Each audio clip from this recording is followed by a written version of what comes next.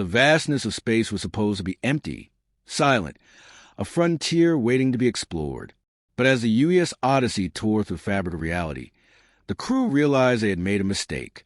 A colossal fleet of alien warships filled their view screens, each vessel gleaming with an eerie precision, forming a blockade that stretched across the void. Captain Elias Carter gripped the armrest of his command chair, his knuckles white. "Status report," he ordered, his voice sharp, controlled. Lieutenant Mira Vasquez, the ship's tactical officer, scanned the incoming data. Multiple contacts. Unknown configuration. No response to hails. She hesitated. "Sir, they were already here. We didn't just arrive. We jumped into their territory." Carter exchanged glances with his science officer, Dr. Samuel Harlow. The implications were terrifying. The Odyssey wasn't just lost. It had invaded a star system controlled by an unknown force. A crackling transmission interrupted their thoughts. The language was alien, yet coldly structured. The Odyssey's AI raced to translate. Words formed on screen. "Unidentified vessel. You are in violation of Imperial territory. Power down and prepare for surrender." The bridge fell silent. No introductions. No negotiations. Just an order to comply. Commander Reed Novak, head of security, exhaled sharply. "They didn't even ask who we are. That's not standard protocol. That's an ultimatum." The Odyssey's engines hummed, its shields flickering as Vasquez rerouted power. "Weapons?" Carter asked. "Minimal. We weren't built for war," Vasquez admitted, "but we have countermeasures." The alien fleet began a slow, calculated advance. Sleek black warships, their hulls etched with glowing circuitry, moved with mechanical precision. These were not explorers. They were enforcers. Dr. Harlow's fingers flew across his console. "Sir, I've matched their design aesthetics, energy signatures, and historical galactic records. If I'm right, we're looking at the Xelari Empire." Silence. The name meant nothing to them, yet it carried a weight. A force that had shaped the galaxy, one humanity had never even known existed. Carter leaned forward, eyes locked on the display. "Tell me what we're up against." Harlow swallowed. "Xelari doctrine is rigid. They don't tolerate outsiders.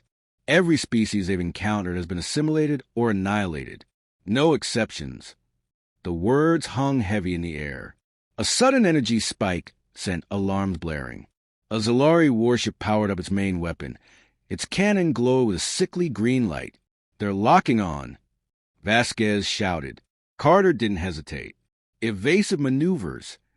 The Odyssey lurched as thrusters fired, narrowly avoiding the first blast. The energy bolt sliced through space, missing them by meters. Novak gritted his teeth. "If that hits, we're done." Another transmission, this time colder, harsher. The translation updated. Noncompliance detected. Aggression authorized. More ships broke formation, encircling them like predators. Carter exhaled slowly. "We're outgunned, outnumbered, but they don't know us." He turned to Harlow. "Do we have anything that makes us unpredictable?" Harlow hesitated. Then his eyes widened. "Sir, they think in patterns. Logical, calculated, predictable warfare. They assume we'll follow the same rules." Carter nodded. "So we don't." The Odyssey suddenly cut all propulsion, going completely dead in space. A maneuver that, to any trained tactician, was suicidal. The Xelari hesitated. Their war doctrine didn't account for a ship deliberately disabling itself in the middle of battle. The pause was brief, but it was all they needed. Carter turned to Vasquez. "Reignite engines on my mark. Full burn."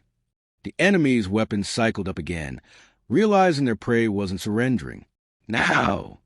The Odyssey burst to life, thrusters igniting at full power in a violent, spiraling burst.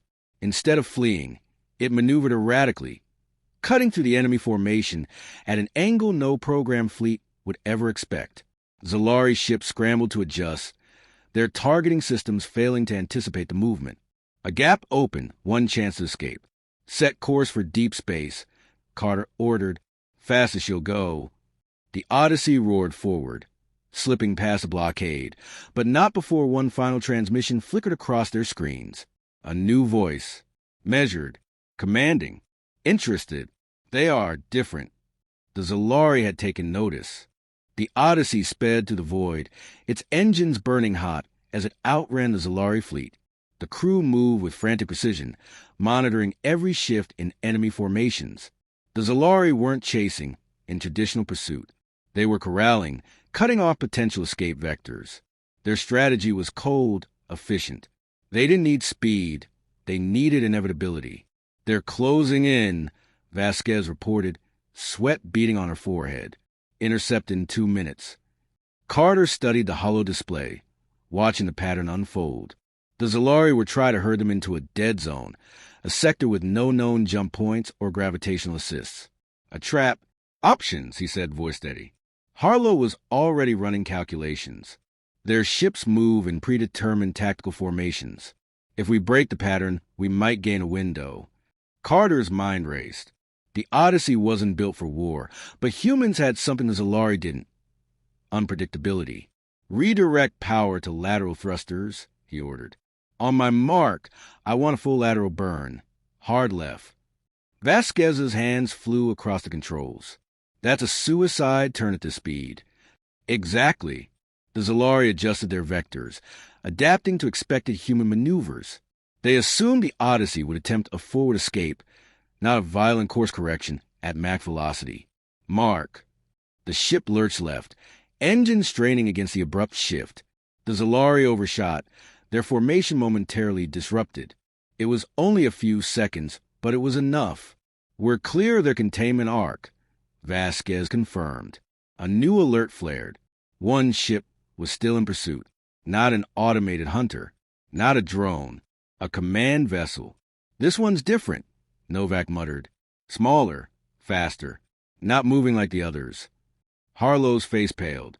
"That's because it's not following fleet doctrine. That ship has a commander who thinks."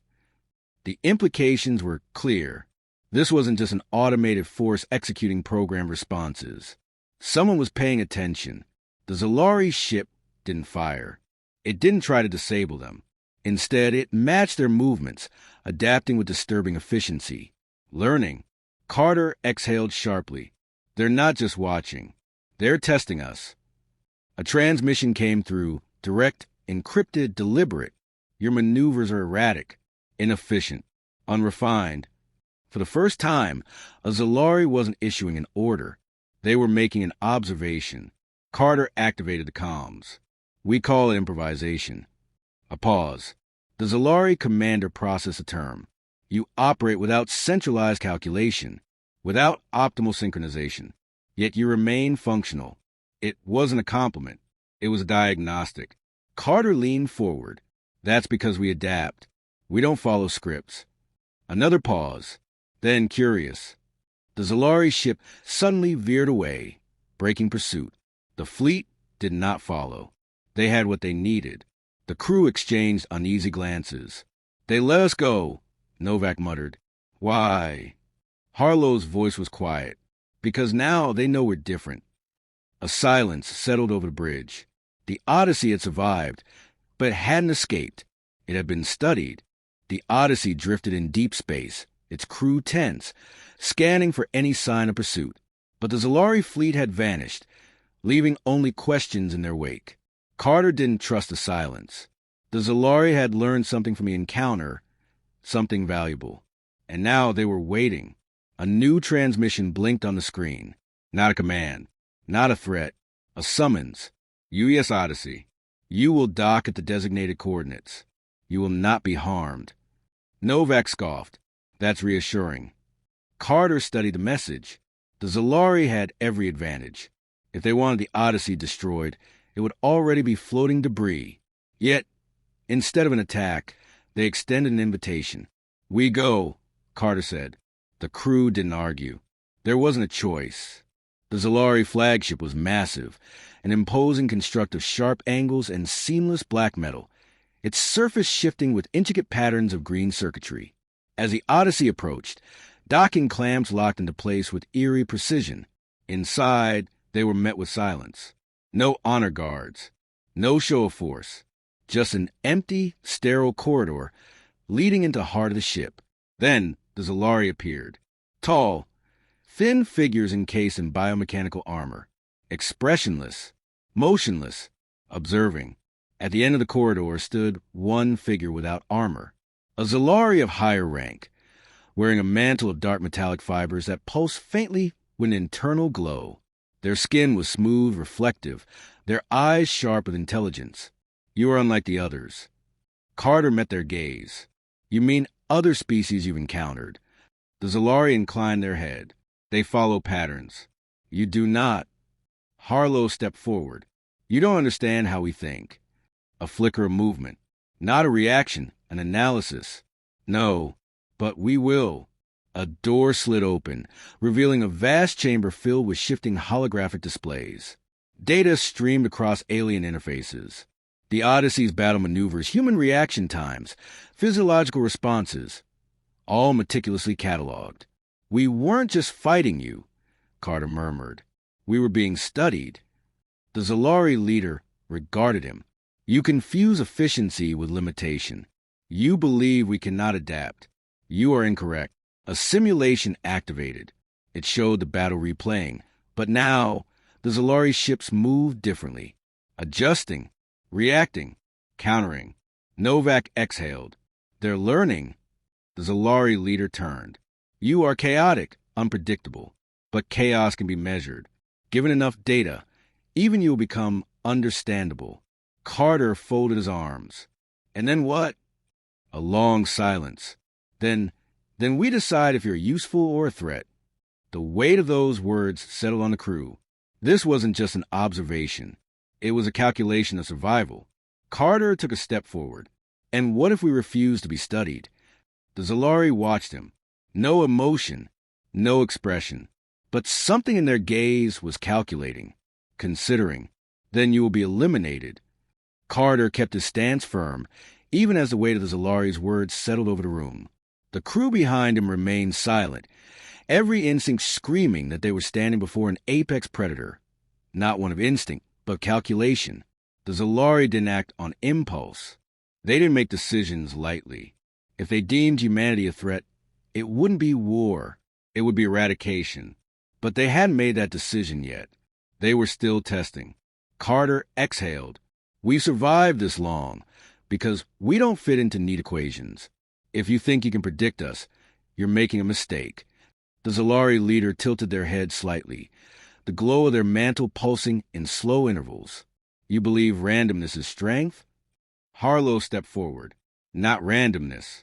Adaptation. We don't just react. We evolve. Faster than you expect. Faster than you can control. The Xelari regarded him for a long moment before gesturing toward the vast holographic projections.